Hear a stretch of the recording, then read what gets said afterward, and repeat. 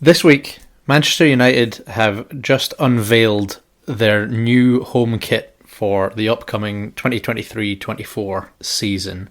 It features a geometric graphic rose design, which has apparently been inspired by a bridge over the River Irwell between Manchester and Salford, and pays homage to the industrial heritage of Manchester.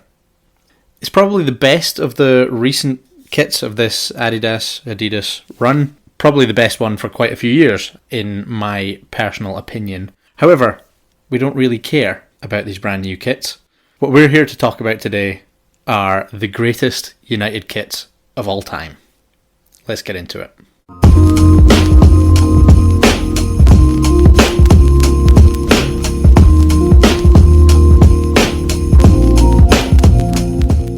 So before we get into the greatest kits that United have ever had, I will start off by saying that we were meant to have a guest this week. However, due to some scheduling conflicts and a few other things going on in real life, I've meant that can't happen, so you're stuck with me for this episode and you're getting just my own personal opinions. However, there will be the opportunity for you to share yours, which I'll talk about at the end of the show. So what's going to happen is I am going to take you through my 5 favourite United home kits. We'll go through my 5 favourite away kits, and then we'll come up with some honourable mentions, and we'll maybe even mention some of the worst ones ever as well. So without further ado, I suppose we should talk about United's best home kits, and where better to start off than way back with an absolute stone cold classic. We're talking the kit that was used through most of the 1960s, if not all of that decade, and that is of course the plain red round crew neck, white collar and white sleeve cuffs, both short and long sleeve, mostly seen in long sleeves back in the day. The word I've seen used to describe this kit is unsullied by sponsors' logos, manufacturers' logos. It doesn't even have a club badge on it most of the time.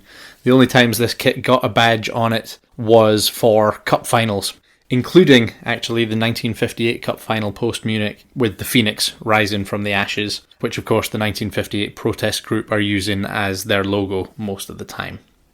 Again, for the record, I fully back their protests against the Glazers and the current ownership of Manchester United. But to go back to the kit, it's perfect. It's the strip that you see all the old pictures of Bobby Charlton, George Best, Dennis Law, Nobby Stiles, all of those guys wearing the absolute classic, iconic Manchester United kit from back in the day. Of course, that 60s kit was also the inspiration for the recent kit 2021-22 season, although of course that one was adorned with badges and sponsors and whatnot, and doesn't quite have the same aura as that original 60s kit did, at least not for me personally anyway.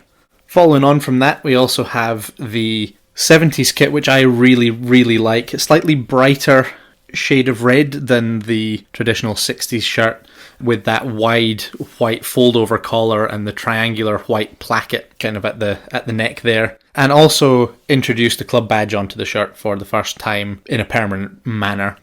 Again, the sorts of players you would see wearing this would have been tail end of Best Law Charlton. You'd have got the likes of Martin Buchan arriving into this shirt, Sammy McIlroy, those kinds of players. And of course this was the shirt that United were wearing when we got relegated into Division 2 in the kind of post-Busby fallout era. And so maybe it's not necessarily associated with kind of peak performance and really successful United, but it's still an iconic kit nonetheless.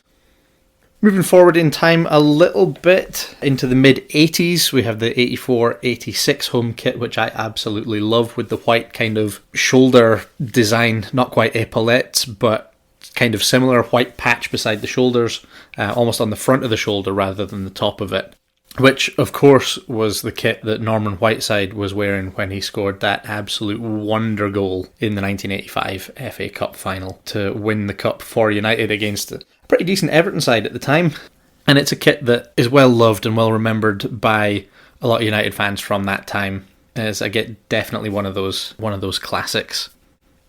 The 8890 kit was another good one, and of course that was the inspiration for the 2015-16 kit, which was the first kit produced by Adidas in this current run since they took over the manufacturing from Nike, who'd kind of fallen off a little bit towards the end, again, at least in my opinion. So that 8890 kit, Sharp Electronics, again, a bit of a classic, but also just a precursor to United's kind of modern successes. And then probably one of my favourite United kits of all time, to round out my favourite 5 or the top 5, would be the 97 to 2000 European kit. This is the kit we completed the treble in 99. Obviously, that European kit, fold-over collar, the club badge on a silver shield, and gold kind of trim on the badge. Nice shiny gold thread, which I really, really liked when I was younger. And of course it holds such great memories with the treble being completed. A proper treble, the original treble, an achievement that'll never be beaten, no matter what the Berties across the city will say. Moving on to some of my favourite away kits, I have to say more of these are a bit more modern than a lot of those home kits were. The oldest one I have here is, again, a classic that I'm sure plenty of you will absolutely adore, or at the very least remember very, very fondly, and that is the Admiral white and black away kit from 77 to 79. White shirt, again fold over collar, black slight red trim, and then the 3 vertical black stripes down the left hand side of the body of the shirt with the badge on top of those. Big Lou Macari vibes from this one, and the Greenhoffs and all of those guys. Absolutely classic kit, wonderful thing. And again, in my opinion, Adidas have really, really missed a trick not doing some kind of a remake of that, or some kind of modern interpretation or modern spin on that design. I think that would have gone down so well, but they haven't quite got to it yet. Maybe they will, maybe they won't. It would be fantastic if they did. I think it would sell really, really well. But anyway, another iconic kit that I love, one that I have in my collection, is the 1990 to 92 blue and white snowflake kit. I think this is just that perfect kind of early 90s sublimation printing becoming popular, but executed really, really well. There are a lot of absolutely horrendous kits from around about this time. This one is just brilliant. Again, memories of a young Ryan Giggs coming into the team wearing this kit. And for me, it just stands out. It was slightly before I was really getting into United, but it stands out as one of those absolutely classic kits that people still love today, and I certainly do too. Sticking with that early to mid-90s period, we have the 92 to 94 green and gold kit. I've recently been able to add this one into my collection as well, because it's iconic. It's become the colours and the symbol of the Glazers Out movement, which, as I've said just a few minutes ago, I fully back and endorse. The kit itself was manufactured by Umbro, had the lace-up neck, kind of real retro vibes, and all the marketing around it was that this was the original colours of Newton Heath, the team that went on to become Manchester United, obviously. We don't actually know if these were Newton Heath's colours. There's nothing really to actually conclusively say that they were. The earliest reports are of Newton Heath wearing red and white. However, it's a really, really clever piece of marketing by Umbro to pitch and to sell this green and gold kit, and as I say, it's kind of become the accepted narrative that green and gold were the original United colours, and obviously it really stands out. It's a great kit and a great message that it's come to kind of epitomise. Our next kit followed on immediately from this one in kind of the timeline, I suppose, and that's the 94 to 96 black away kit. Most famous for being the kit that was worn by King Eric Cantona while he performed his Kung Fu kick. If you want to hear more about that, go back to episode 2 of Retro Devils, where we do a really deep dive into Eric Cantona, and you can hear our thoughts all about that. So yeah, episode 2, if you want to hear more about Cantona. But the black kit, again, an iconic one, mostly for that reason, but really clean, really sharp looking kit. Nice kind of yellow and blue trim on it, so something a little bit different. And of course, this was the first season of black kits in the Premier League. Previously, that colour had only been reserved for referees. They were the only people to wear black, but the Premier League changed referees to kind of a teal-green sort of colour. Also, there were purple and grey referee kits that they introduced at that time, which meant that clubs could have black, or primarily black, kits for the first time. And United took full advantage of that with this absolute classic. And then my final favourite away kit, really it's a 2-for-1, this one, and that is the Centenary kit, or the United Centenary kit from 2001-2002, which was white on one side, turn it inside out, good old reversible, gold on the inside, second/third kit for that season. It was an absolute nightmare to wear this kit. I had it as a kid, and because it was two shirts basically sewn back to back, it was really thick, really heavy, really hot, so to try and actually play football in it was a nightmare. The player versions, of course, were just single-sided. They weren't reversible, thankfully, because I think they would have died trying to play in any kind of heat. But obviously the replica version was reversible, which was another good gimmick from Umbro, I think. But yeah, loads of great memories from particularly the white away kit. The gold one wasn't worn that much as far as I can remember. I remember big wins against West Ham, particularly. David Beckham scoring goals in that white version. And yeah, it's another one that's kind of stood the test of time. At least the white version has, maybe not so much the gold. Again, looking back on it with hindsight, but it was really, really cool at the time. And maybe that's been lost a little bit 21 years on. But of course I said I'd have a few honourable mentions which we need to go through. In home kits, the 98-2000 kit, the Umbro with the sleeve tape in, the zip collar.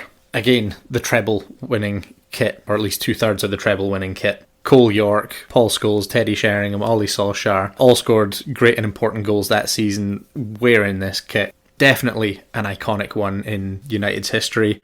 Another one which I really, really love is the 94-96 home kit. The Eric Cantona inspired 96 double, You'll Win Nothing with Kids, all of the class of 92 coming through, really kind of making a name for themselves for the first time wearing this kit. It's definitely a favourite of mine, and yeah, definitely an honourable mention here.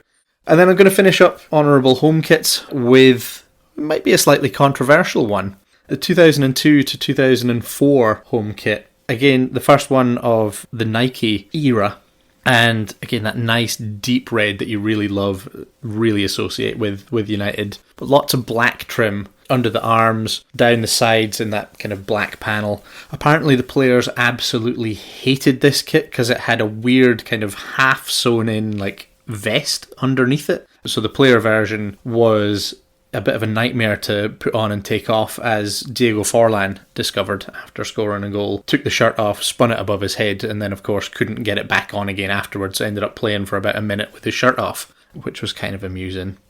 Honourable mentions on the away kit front. We'll go with a recent one. I really, really like the 21-22 kind of dark blue, black, yellow. Again, taking the colour scheme from the Kung Fu Kick shirt and just twisting it a bit, introducing a lot more blue into that. Again, kind of geometric pattern from Adidas. But yeah, I just really, really like the way those colours kind of work together on that shirt. So even though it's a modern one, it works for me. I really do quite like it.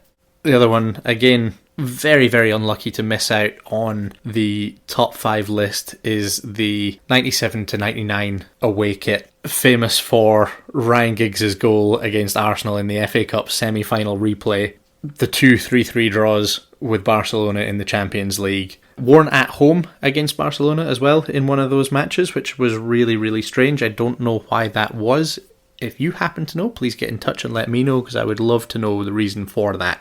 But of course, the kit itself, white shirt predominantly, with a thicker black stripe and a thin red stripe on the shoulder and across the middle of the body, kind of lower chest, upper belly kind of region, sort of below the sponsor. So design-wise, it looks a little weird at first, but again, it's gone on to become an absolutely iconic shirt, particularly when paired with Ryan Giggs' hairy chest as he's twirling the shirt above his head after scoring that absolute wonder goal.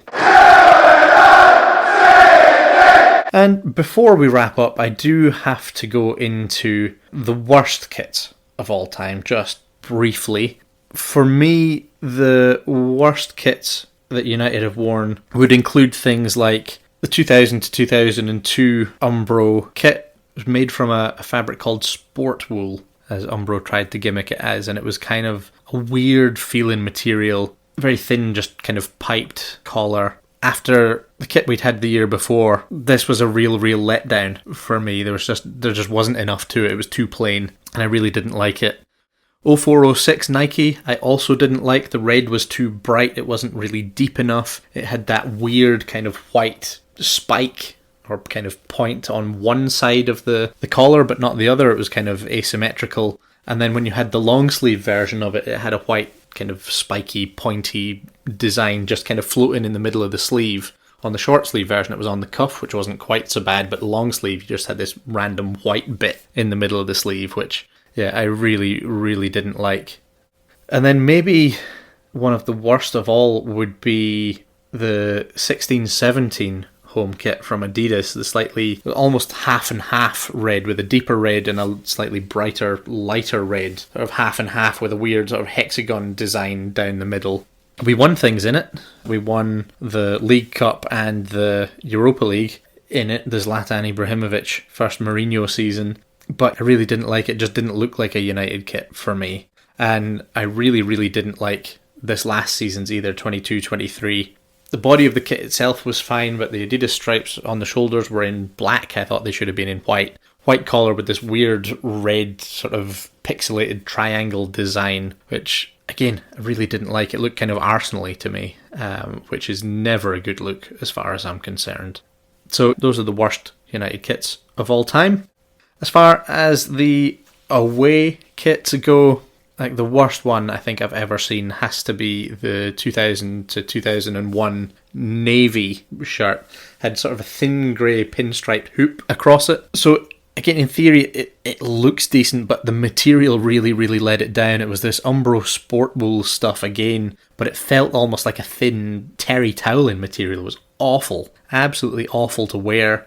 Paul Scholes scored a wonder goal in it against Bradford, but he said it was a really horrible shirt to wear because it was so heavy, and as soon as you got kind of wet or sweaty or anything like that, it just seemed to absorb all that moisture and got even heavier. So that definitely makes the worst away kits of all time because of that reason. And then the last kit we're going to talk about, I feel really bad putting it in the worst kits of all time because for me it holds a lot of nostalgia. It's just got a place in my heart, and I don't really know why, because it was absolutely awful. United only wore this kit 5 times, lost 4 games, drew 1, and were getting absolutely hammered at halftime against Southampton. Took the kit off and changed it for another one. It was that bad. I'm talking, of course, about the grey monstrosity from 1995-96. Described by Umbro as being a kit that was perfect for wearing with jeans, which, yeah, it is, but it's absolutely terrible to wear on a football pitch because of that slightly mottled grey design that it had. Players just became invisible against a kind of a distant crowd, and they couldn't see each other. It was horrendously unsuccessful, as I've said. And yeah, it's the only kit, as far as I'm aware, that's ever been ditched at half-time in a match. It was that bad. United went on to win that second half against Southampton in the blue and white vertical stripes. So maybe there was something in it after all. But as I've said, I feel really bad putting that in the worst kits ever, even though it undoubtedly is, because it holds a special place in my heart. If you agree with any of my selections, please do let me know. You can get in touch on Twitter at RetroDevilsPod. I've changed it up to make it more podcast specific. So at RetroDevilsPod, if you want to get in touch and let me know what you think of my choices for the greatest United kits of all time and the worst kits United have ever had. But also let me know your own. If there's any that you really like that I've missed, please also let me know those, and if we get some good ones, I'll shout them out. You can also keep up with the podcast on Facebook. We've started up a Facebook group for the show. Again, if you just search Retro Devils or Retro Devils Podcast, it will take you there. If you prefer your podcasts in a visual format, you can get those on YouTube. Again, just search Retro Devils Pod, Retro Devils Podcast. You will surely find it there. Don't forget to subscribe to the channel. Again, leave me comments there with your thoughts on the best kits that United have ever had and the worst kits that United have ever had too. I would love to hear from you. It would really, really make my day. Thank you for listening to Retro Devils podcast. If you've enjoyed this episode, please consider leaving a 5-star rating or a positive review on whichever podcast platform you are listening to this episode on. It really does help to get more eyes and ears onto the podcast, bring it to more United fans. Equally, if you do know a United fan who's interested in the club's history, then obviously let them know about the show. That would really, really help to grow our audience and to get more people involved. And it'd be really nice to take this show as far as it can and to bring as many people into the fold as we can. It would be great to build a little community of like-minded Reds around the podcast. If you really want to help me and to help support the podcast and really help it to grow, the best place to do that is on Patreon. Patreon.com/RetroDevils, where you can subscribe to the podcast for as little as £1 a month. You'll get extra content direct from me exclusively for our patrons, and any money that you contribute towards the show will go towards the server costs, the running costs of keeping the podcast going, and eventually, hopefully, to upgrade recording equipment, microphones, all that kind of thing. And we can make this podcast so much bigger and so much better for you because of you. And I would be really, really grateful for that. But thank you very much for listening. I will leave it there. I've been John from Retro Devils. It's been great talking to you. Let me know your thoughts on United's greatest and worst ever kits. And I will talk to you again soon with another episode of Retro Devils, the Manchester United History Podcast.